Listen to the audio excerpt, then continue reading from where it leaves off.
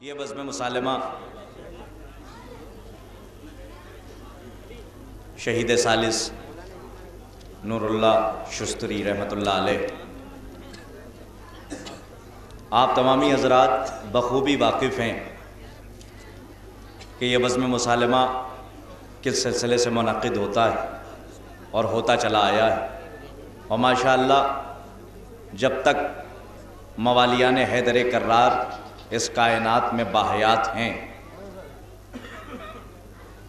کسی ابن یزید کی یہ اوقات نہیں کہ حسین کے چاہنے والوں کو وہ اپنی منزل تک جانے سے روک سکے۔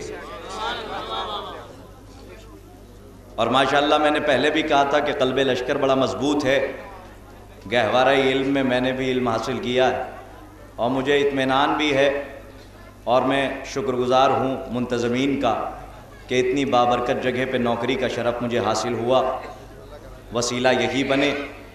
اور ہم تو شیعان حیدر کرار ہیں، ہمارے یہاں وسیلے نہیں ہوتے تو بات نہیں بنتی، اور ماشاءاللہ بڑی مضبوط فہرست ہے۔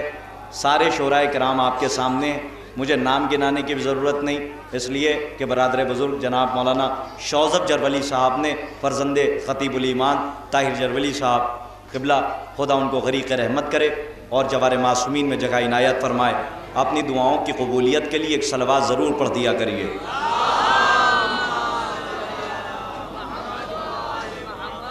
صبح سے لے کر اب تک صرف اور صرف آپ نے ذاکرین کو سنا، مفکرین کو سنا، محققین کو دیکھا، اور اب وہ نثر کے موتی فکر کی ڈور میں پرو کے ایک تسبیح مرتب ہوتی ہے جسے نظم کی شکل دی جاتی ہے، جو نایاب گوہر آپ کے سامنے ہے، اور مجھے تعارف کی ضرورت نہیں، اس لیے کہ اس کے اندر اور میری فہرست میں کوئی ایسا شاعر نہیں کہ جس کا تعارف کرایا جائے، اور اگر وہ شخصیت محتاج تعارف نہ ہو اور اس کا تعارف کرایا جائے تو یہ سوء ادب بھی ہوتا ہے۔ تو ماشاءاللہ یہاں جتنے بھی محترم و معزز اور میرے بزرگ شعراء کرام ہیں کہ جن کی انگلی پکڑ کے میں نے شاعری کے میدان میں چلنا سیکھا، وہ سب یہاں پہ بیٹھے ہوئے ہیں۔ آپ کو ان کو جتنی بیداری سے سننا ہے اتنی بیداری سے صلوات پڑھیے تاکہ وہ بھی مطمئن ہوں اور آپ بھی مطمئن ہو جائیں۔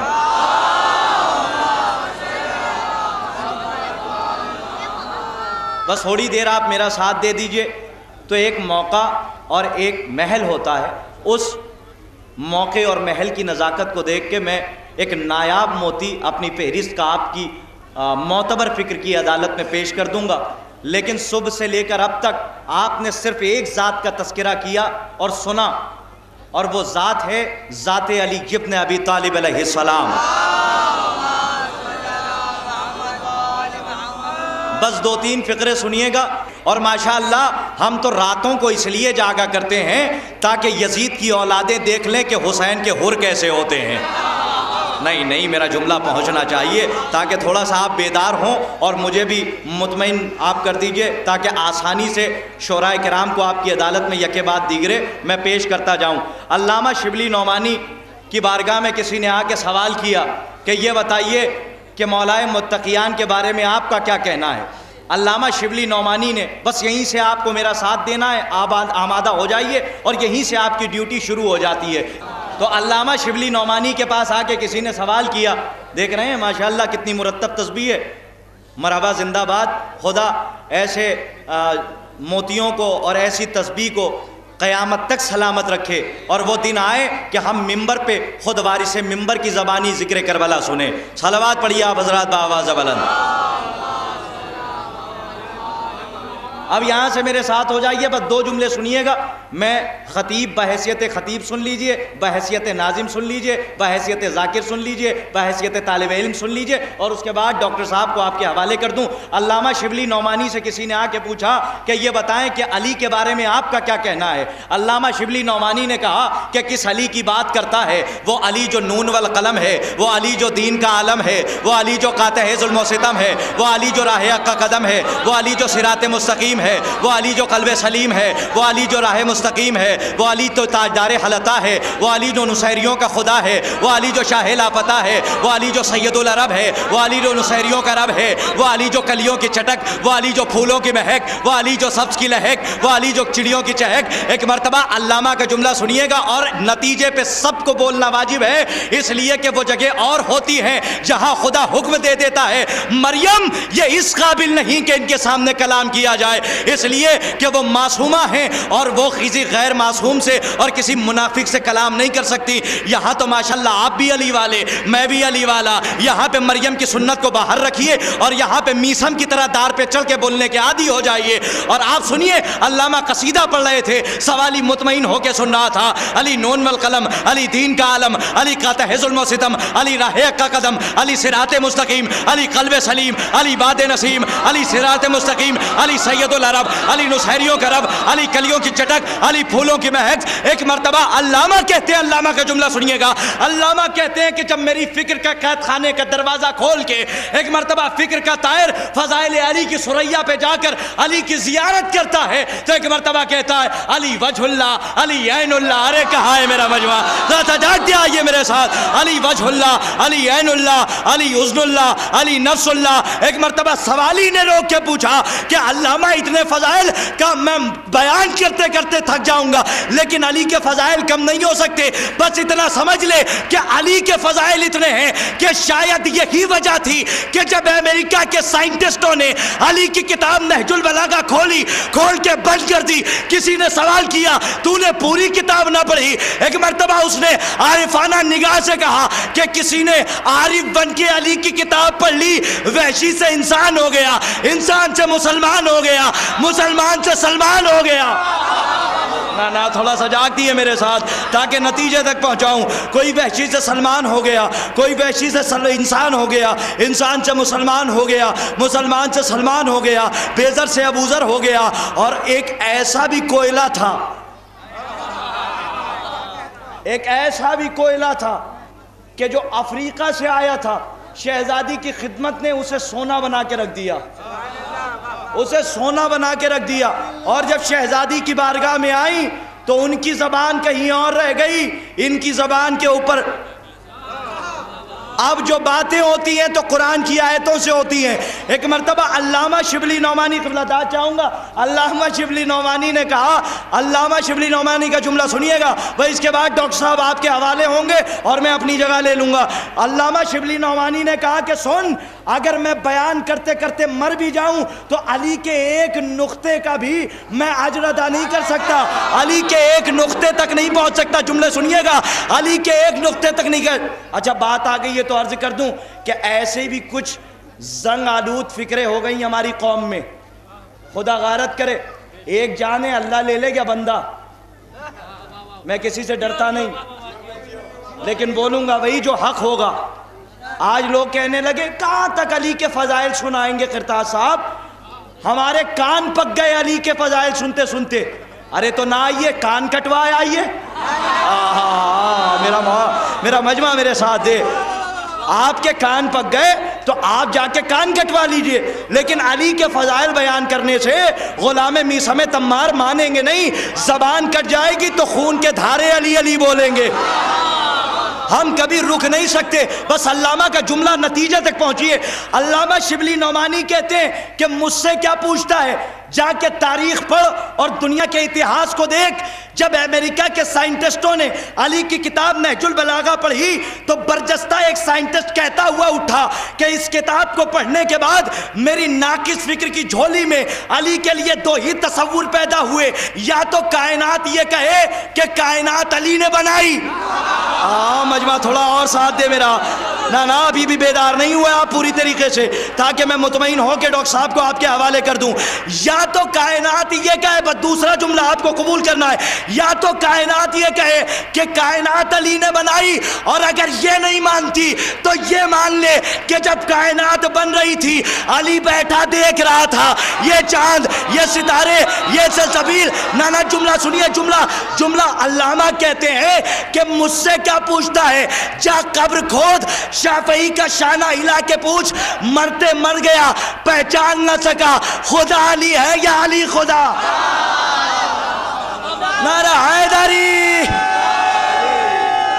آپ کے روبرو ہیں جناب ڈاکٹر افہام ادرولوی صاحب۔ نعتِ نبی کی آئی صدا جا بھی دور سے، نعتِ نبی کی آئی صدا جا بھی دور سے، نعتِ نبی کی آئی صدا جا بھی دور سے، اس سمت چل پڑے ہیں فرشتے غرور سے، اس سمت چل پڑے ہیں فرشتے غرور سے۔ شعر حاضر کرتا ہوں۔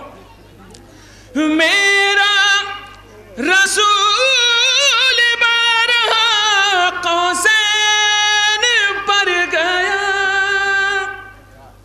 میرا رسول بارہا قوسین پر گیا، موسیٰ تو آگے جا نہ سکے کوہ طور سے، موسیٰ تو آگے جا نہ سکے کوہ طور سے، موسیٰ تو آگے جا نہ سکے کوہ طور سے۔ اور جو نعت پاک کا جو ایک حق ہے وہ یہ شعر حاضر کرتا ہوں۔ نعت نبی تو بس ابو طالب کی دین ہے،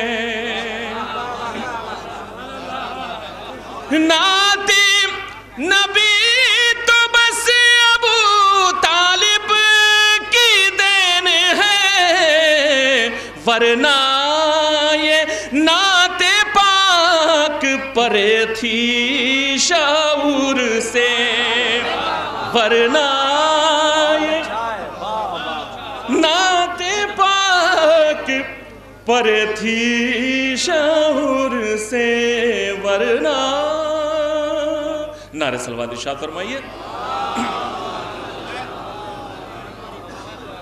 ایک مطلب چند اشعار حاضر کرتا ہوں نعت پاک کے حوالے سے۔ نعرہ صلوات ارشاد فرمائیے۔ ایک اور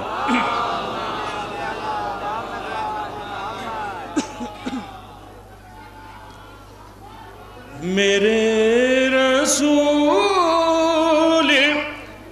کوئی انتظام ہو جائے، میرے رسول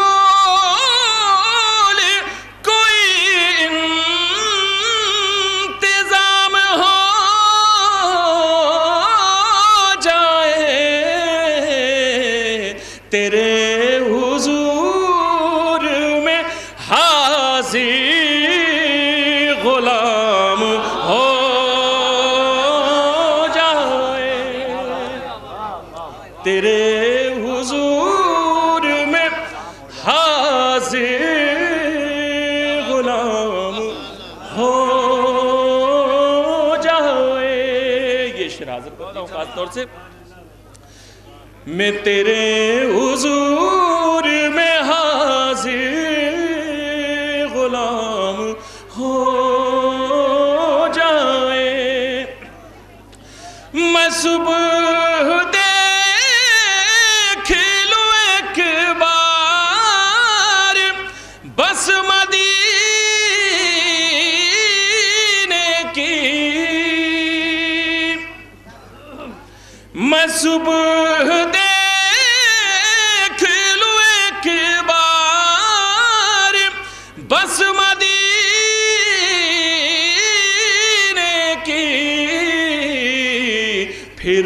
کے بعد ان آنکھوں کی شام ہو جائے،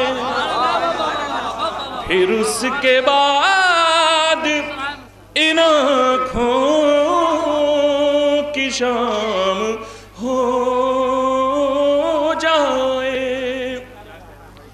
سجا رہا ہوں یہ محفل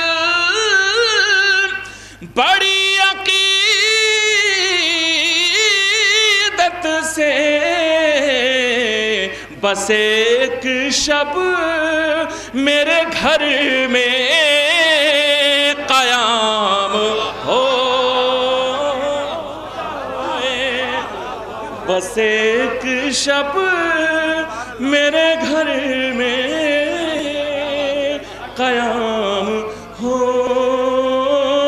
جائے۔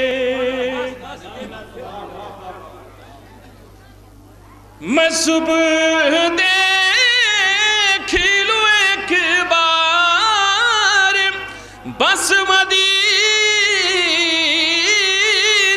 کی، پھر اس کے بعد ان آنکھوں کی شام ہو جائے۔ یہ شعر بطور خاص حاضر کرتا ہوں خاص طور سے دیکھیے گا۔ خدا کا خاص نبی ہے تو پھر تعجب کیا، خدا کا خاص نبی ہے تو پھر تعجب کیا،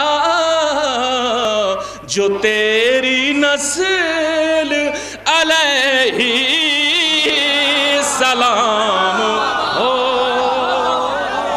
جائے۔ خدا کا خاص نبی ہے تو پھر تعجب کیا، جو تیری نسل علیہ السلام ہو جائے۔ مقطع حاضر کرتا ہوں۔ فرشتے قبر میں افہام سے یہ کہنے لگے، فرشتے قبر میں افہام سے یہ کہنے لگے، یہاں بھی مدحت خیر